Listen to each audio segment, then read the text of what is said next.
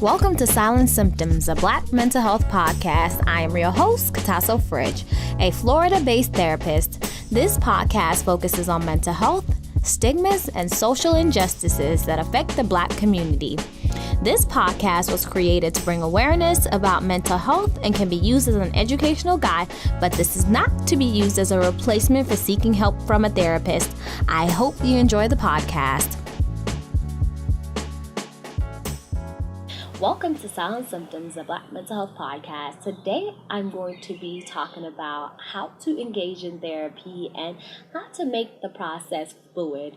So I'm still in South Africa. As I mentioned in my last video, I'm so excited to be here. I'm from here. So that's why I'm actually shooting out in nature outside. I wouldn't usually do this at home, but since I'm here, why not take advantage of it? So today I'm going to give you guys tips on how to engage in therapy, how to make it easy for yourself, especially for the first session. It's the most anxiety-ridden time, especially for people who've never been in therapy before. So the first thing that you need to do is find a therapist in your general area. So you won't travel very far to go see someone. So once you find some people in your general area, make sure you find someone that specializes in what you need help with. So whether it's an eating disorder, depression, anxiety, PTSD, postpartum depression, all kinds of things, make sure you choose someone that meets your needs. That would be best for you, and that would be best for your therapist, because you don't want to show up to a session and the therapist is like, well, I can't help you because I don't specialize in that. Okay? So then once you choose a therapist, most therapists actually have a free 15-minute consultation. Most of them provide that to their potential clients because that's an opportunity for both the people to get to know each other. So you're getting to know your therapist and see if you're able to work with them, if you could fill out their vibe, if you feel like they could get along with you or you can get along with them, and if they can help you, because the therapist also has the right to refuse services to you because they may not be able to help you or they feel like you guys aren't vibing. So both of you guys have rights. So if you end up choosing a therapist, make sure that you ask them about the insurance process or how you could pay them.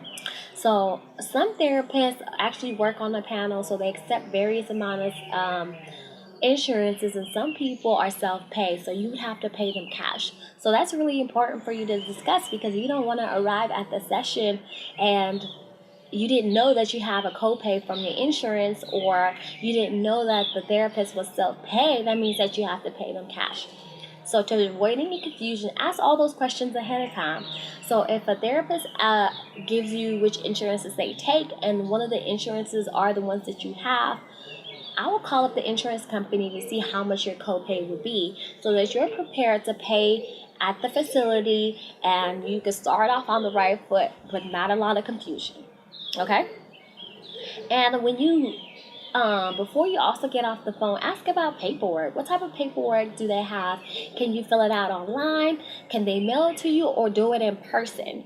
So, a lot of therapists now, because of technology, they have the paperwork online. You can fill it out online or download the paperwork and have it ready for them when you get there on the first day, which makes the process little bit more fluid, so you don't have to worry about sitting there and filling out paperwork, when you're already anxious about the process, especially if you've never been in therapy. So always make sure you ask those questions ahead of time. Also, ask the therapist, how do I get to your office? What is your address? Because we don't want to assume what their address is based on their website, because sometimes therapists move or things change and there's more than one office. So you don't want to end up going to the office or the wrong office. So also ask them, where should I park? What does the building look like? Should I park across the street? Is it in a suite? Is it a standalone building? Those are actually realistic questions because you don't want to get there and you're looking all around for where to park, what to do, is it the correct building?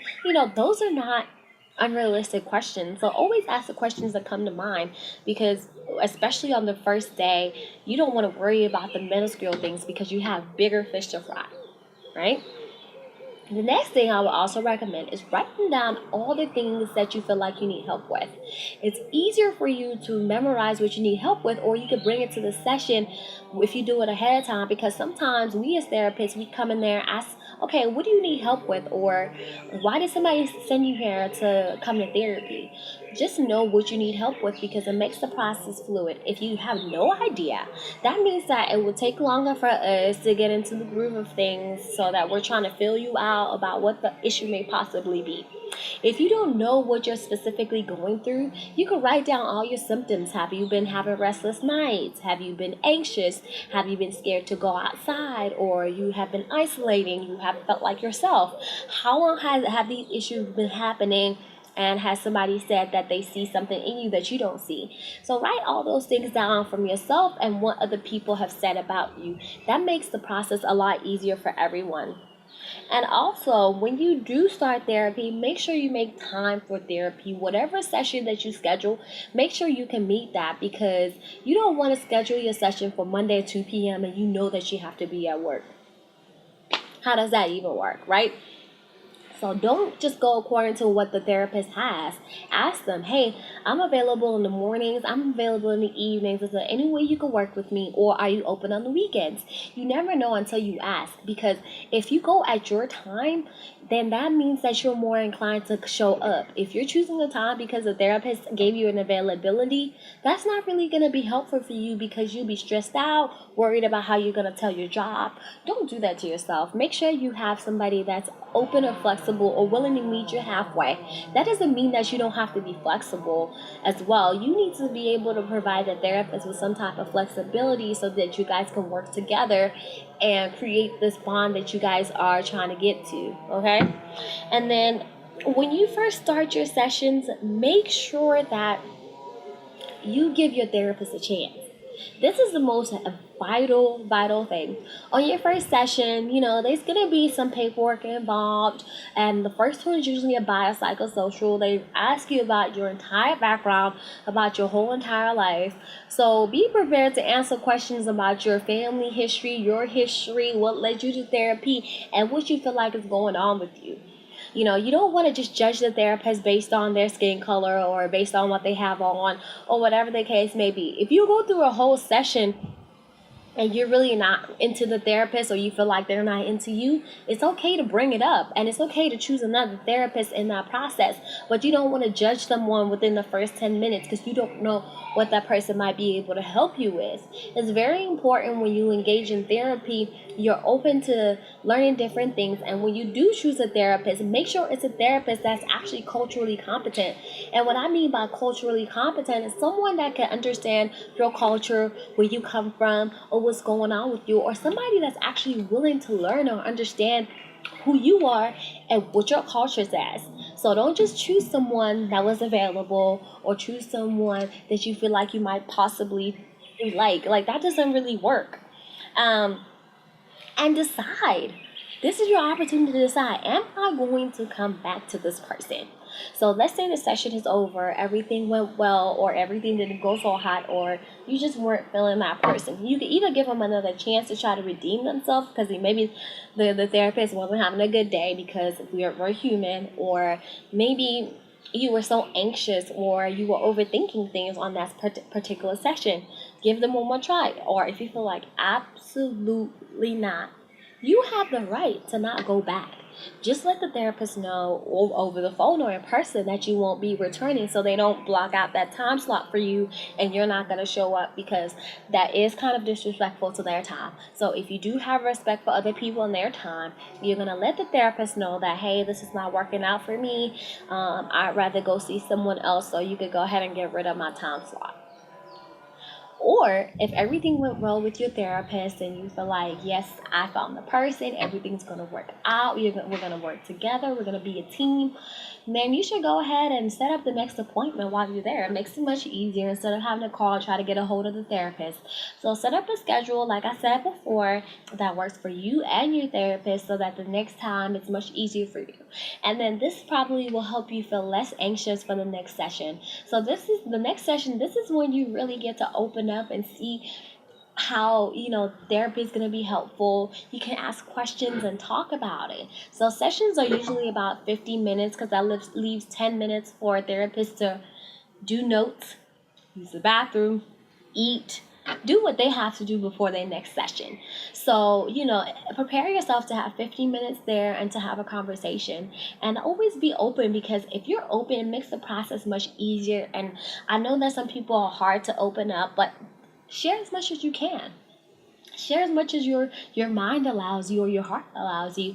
And that little bit may be much bigger than you think it is. So always be open with your therapist so they can help you as best as possible. And you have rights. So make sure that if you feel uncomfortable with your therapist, you report it and talk to the therapist. And, if they work for an agency, talk to them and say, hey, I'm really not feeling like you're respecting me, and this is talking to the therapist. And if that doesn't get resolved, then you could talk to the agency or whomever.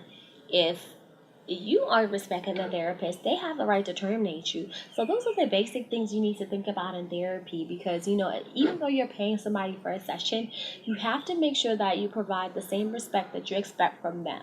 So these are the tips that I would give someone who's trying to engage in therapy. I know there's a lot of anxiety that is involved in trying to open up to somebody new, but always think about the outcome and what you're going to get out of it. And you're going to get some great tips and some great skills that you can use on your own when you no longer need therapy. So if you found this video very helpful to you, please like, share, and subscribe, and hit the bell notification so that you won't miss any of my videos. I'm looking forward to 2019. It has started off really well, so I'm really thankful for everyone that's been tuning in. Thank you so much. Thank you for tuning in. Please be sure to like, share, and subscribe to our podcast. You can catch us on Anchor and all your favorite media streams. Follow us on Instagram, Facebook, and YouTube at Silent Symptoms Podcast. Let us know if you have any feedback or topics that you would like to hear.